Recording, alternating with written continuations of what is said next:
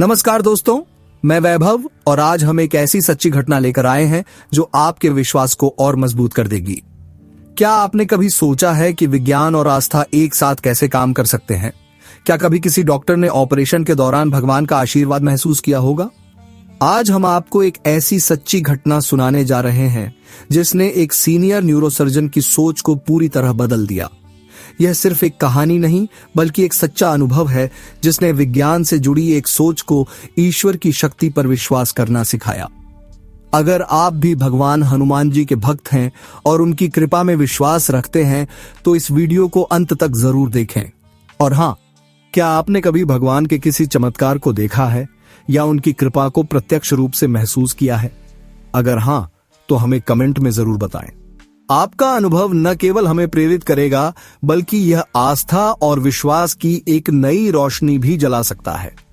Video अच्छा लगे तो लाइक करें, कमेंट में जय बजरंगबली लिखें और इस कहानी को ज्यादा से ज्यादा लोगों तक पहुंचाने के लिए इसे शेयर करें। मेरा नाम अरविंद है। मैं पिछले 15 सालों से न्यूरो सर्जरी कर रहा हूं।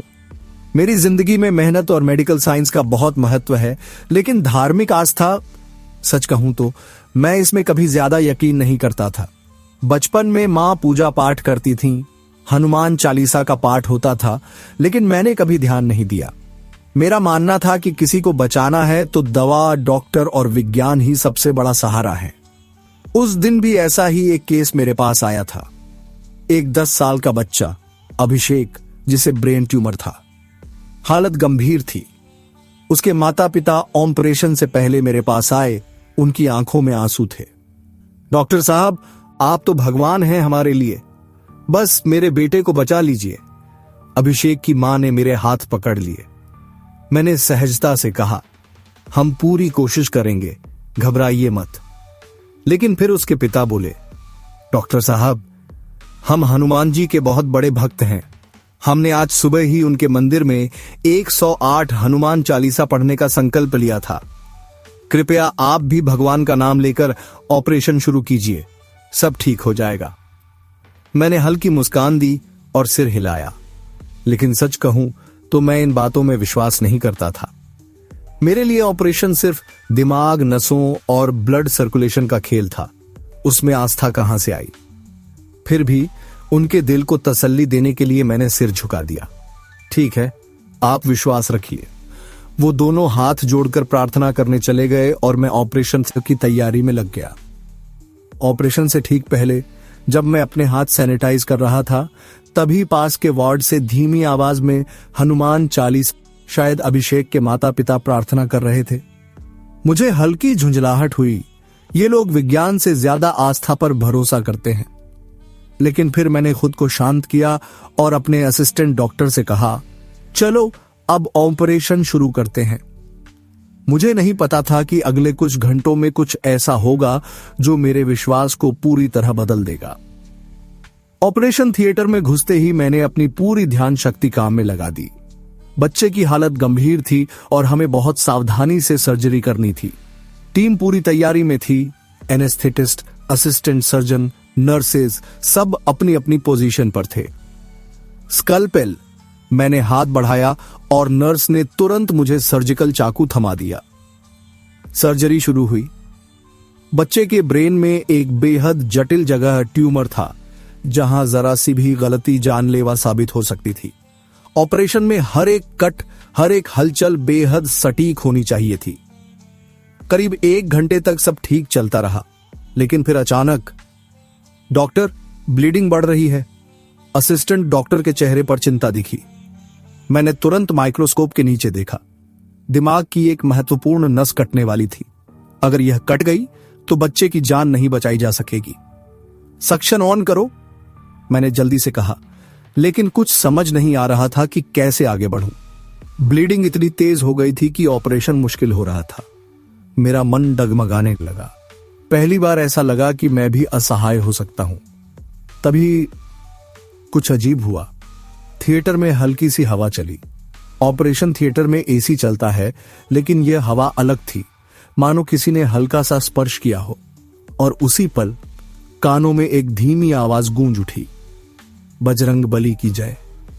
मैंने चौंक कर इधर उधर देखा। यह आवाज कहां से आई? सब अपने काम में लगे थे, किसी ने कुछ नहीं कहा था। अचानक मेरी नजर ऑपरेशन टेबल के पास पड़ी। वहां कुछ था? नहीं, कोई था। हनुमान जी की धुंधली आकृति। मैंने पलकें झपकाईं। यह मेरा भ्रम था या सच? लेकिन अगले ही पल कुछ चमत्कारी हुआ। ब्लीडिंग अचानक रुकने लगी। मुझे समझ ही नहीं आया कि यह कैसे हुआ। जिस नस से खून बह रहा था वह बिना किसी बाहरी हस्तक्षेप के खुद ही स्थिर हो गई थी। मैंने जल्दी से ऑपरेशन जारी रखा और कुछ ही मिनटों में वह नाजुक स्थिति टल गई। मेरा दिल तेजी से धड़क रहा था। क्या यह सच में हुआ? मैंने खुद से पूछा। ऑपरेशन खत्म होते होते 4 घंटे बीत चुके थे, लेकिन मैं अभी भी उसी सोच में डूबा था। जब मैं बाहर आया तो अभिषेक के माता पिता अब भी प्रार्थना कर रहे थे। बेटा कैसा है डॉक्टर साहब? उसकी मां दौड़कर मेरे पास आई। मैंने उन्हें देखा। उनकी आंखों में वही विश्वास था जो ऑपरेशन से पहले था। बिल्कुल ठीक है, मैंने मुस्कुराते हुए कहा। लेकिन मेरे अंदर कुछ बदल चुका था। मैंने हल्के से सिर ऊपर उठाया, मानो किसी को धन्यवाद कह रहा हूं। ऑपरेशन खत्म हो चुका था, लेकिन मेरे दिमाग में जैसे कोई तूफान चल रहा था। क्या सच में हनुमान जी ने मेरी मदद की थी? क्या मैंने सच में उनकी मौजूदगी महसूस की थी या यह बस मेरा भ्रम था? ऑपरेशन के बाद मैं सीधा अपने केबिन में चला गया। हमेशा की तरह ऑपरेशन की डिटेल्स लिखनी थी, लेकिन हाथ कंपा रहे थे। यह मेरे साथ पहले कभी नहीं हुआ था। तभी दरवाजे पर हल्की दस्तक हुई। डॉक्टर साहब, अंदर आ सकते हैं। अभिषेक के माता पिता थे। उनकी आंखों में राहत की चमक थी। कैसा है मेरा बेटा? उसकी मां की आवाज में डर कम, उम्मीद ज्यादा थी। बिल्कुल ठीक है, ऑपरेशन सफल रहा, मैंने कहा, लेकिन मेरी खुद की आवाज में यकीन कम था। उसके पिता ने हाथ जोड़कर कहा, डॉक्टर साहब, हमने तो पहले ही कह दिया था कि बजरंगबली सब ठीक कर देंगे। उनका आशीर्वाद आपके हाथों से काम करवा रहा था। मैंने कोई जवाब नहीं दिया, बस उन्हें देखा। क्या यह सच में हनुमान जी का आशीर्वाद था या फिर यह सिर्फ एक इत्तेफाक था? थोड़ी देर बाद जब मैं अभिषेक को देखने गया तो वह होश में आ रहा था। उसकी नन्ही आंखें मुश्किल से खुल रही थीं, लेकिन होठों पर हल्की मुस्कान थी। डॉक्टर अंकल, बजरंगबली आए थे ना? उसने धीमे से कहा। मैंने चौंक कर उसे देखा। मुझे लगा जैसे कोई मेरे सिर पर हाथ फेर रहा था। मैंने सपने में हनुमान जी को देखा था। वो कह रहे थे, बेटा डर मत, तू ठीक हो जाएगा। मुझे कुछ समझ नहीं आया। तुमने कैसे देखा? मैंने पूछा। वो थे ना वहां, बिल्कुल वैसे जैसे हमारे घर की फोटो में हैं। मैं कुछ बोल नहीं पाया। अभिषेक के माथे पर हाथ रखा और मुस्कुराने की कोशिश की, लेकिन अंदर ही अंदर मैं खुद से लड़ रहा था। विज्ञान की पढ़ाई, मेडिकल नॉलेज, ये सब कहता था कि यह सिर्फ संयोग था, पर जो कुछ मैंने ऑपरेशन के दौरान महसूस किया वह संयोग नहीं लग रहा था। उस रात मैं अस्पताल में ही रुका। पूरे दिन की घटनाएं मेरे दिमाग में घूम रही थीं। आखिरकार मैं हनुमान जी की मूर्ति के सामने गया जो अस्पताल के छोटे से मंदिर में रखी थी। पहली बार मैंने हाथ जोड़े। अगर यह सब आपकी कृपा थी तो मुझे और कोई प्रमाण नहीं चाहिए। मेरे अंदर कुछ बदल रहा था, लेकिन क्या यह सिर्फ एक पल का एहसास था या हमेशा के लिए, यह मुझे खुद भी नहीं पता था। उस रात के बाद मैं पहले जैसा नहीं रहा। जब भी उस ऑपरेशन के बारे में सोचता, मेरा विज्ञान से जुड़ा तर्कशील दिमाग और दिल में जागी नई आस्था आपस में टकराने लगते। क्या सच में हनुमान जी ने मेरी मदद की थी या फिर यह सिर्फ एक मानसिक भ्रम था? अगले दिन जब मैं अस्पताल पहुंचा तो नर्स ने बताया कि अभिषेक पूरी तरह ठीक हो रहा है और आज ही उसे डिस्चार्ज कर सकते हैं। मैंने राहत की सांस ली और उसे देखने चला गया। जैसे ही मैं उसके वार्ड में पहुंचा, अभिषेक ने मुझे देखते ही मुस्कुराते हुए कहा, डॉक्टर अंकल, आपने हनुमान जी को देखा था ना? मैंने पल भर को ठहर कर उसे देखा। तुम क्यों पूछ रहे हो? मैंने धीरे से कहा। क्योंकि मैंने मां से सुना कि ऑपरेशन के बाद आप मंदिर गए थे। उसकी मासूम आंखें मेरी तरफ देख रही थीं, मानो सच जानना चाहती हों। मैं कुछ नहीं बोला, बस हल्की सी मुस्कान दी। अभिषेक की मां मेरे पास आई और कहा, डॉक्टर साहब, हम आपकी वजह से अपने बेटे को दोबारा हंसते हुए देख पा रहे हैं।